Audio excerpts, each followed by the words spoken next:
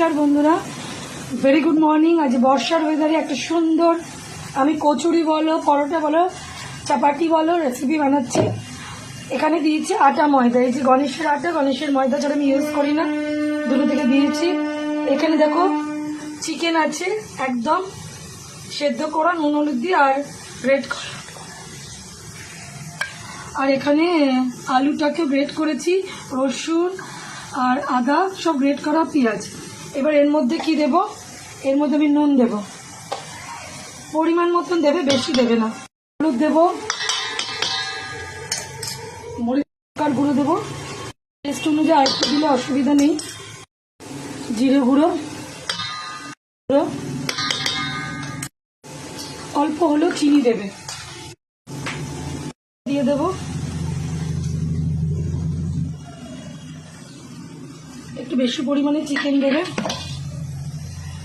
আলুটা দেবে বাইন্ডিংয়ের জন্যে, আদা দেবে, রসুন দেবে, আর পেঁয়াজটা যখন দেবে না হাতে করে এরম করে দেবে যাতে ও মিশে যায়। হ্যাঁ, এরম করে একদম মাখিয়ে নিয়ে দেবে। দেখো আমি একদম মিহি করে নিলাম, দিয়ে চলো আমি দিয়ে দিলাম তেল, ময়ন দেব। যদি কারোর মনে হয় সাদা তেল দিলে দিতে পারো, ঘি দেবে না, ঘি এটাতে ভালো লাগে। আমি মাখবো, এর মধ্যে জল দেবে না, এটা দিয়ে মাখা হয়ে যাবে। যদি মনে হয় এটা দিয়ে মাখা হচ্ছে না, আমার একটু এর মধ্যে জল লাগবে যদি মনে হয়, কারণ হতেই পারে এরকম যে যদি পুরো বাইন্ডিংটা হচ্ছে না, ময়দার পরিমাণটা হয়তো একটু বেশি। চিকেনের স্টকটা আছে, একটুখানি আমার মনে হচ্ছে লাগবে, আমি একটুখানি এর মধ্যে দিয়ে দিলাম। চিকেনের স্টকটা ওই জন্য কেউ ফেলবে না, এটা একবার বাড়ির মানুষকে যাকে যাকে ইচ্ছা খাইয়ে দেখবে, সে দিয়ে দেবো। আগে আমাকে দেখতে হবে, আগে মেশাবে না। আমার মেয়ে ভিডিও করতে করতে বলছে মা আরেকটু লাগবে, কিন্তু ওরা তো বাচ্চা, ওরা আগেই বেশিটা দিয়ে দেবে, তারপর এবার জিনিসটাকে নিয়ে ছুটে বেরোবে। একটু দেখে নেবে কতটা লাগবে, যদি লাগবে তোমার হাতে তো আছে, দিয়ে দিলে, আবার একটু দিয়ে দিলে, আমার মনে হয় আর লাগবে না। দিয়ে এটাকে ভালো করে মাখো, ভালো করে মাখো। আমি দেখি কতটা লাগবে, কেন এটা মাখাটা টাইট টাইট হবে। পুরোটা একসাথে দেবই না, পুরোটা একসাথে দিলে মুশকিল হয়ে যাবে। যতটুকু লাগবে হাতায় করে দেখে দেখে দিতে হবে। পুরোটা একসাথে দিলে যদি একেবারে জল বুড়ো হয়ে যায়, নরম হয়ে যায়, এর মধ্যে অন্য জিনিস মেশাতে মেশাতে আমার জীবন শেষ হয়ে যাবে। আমি একটু ধৈর্য নিয়ে করব। এবার আমি এটাকে রেডি করছি। দেখো অলমোস্ট কতটা স্টক লেগে গেল, দেখো এইটুকু বেঁচে আছে।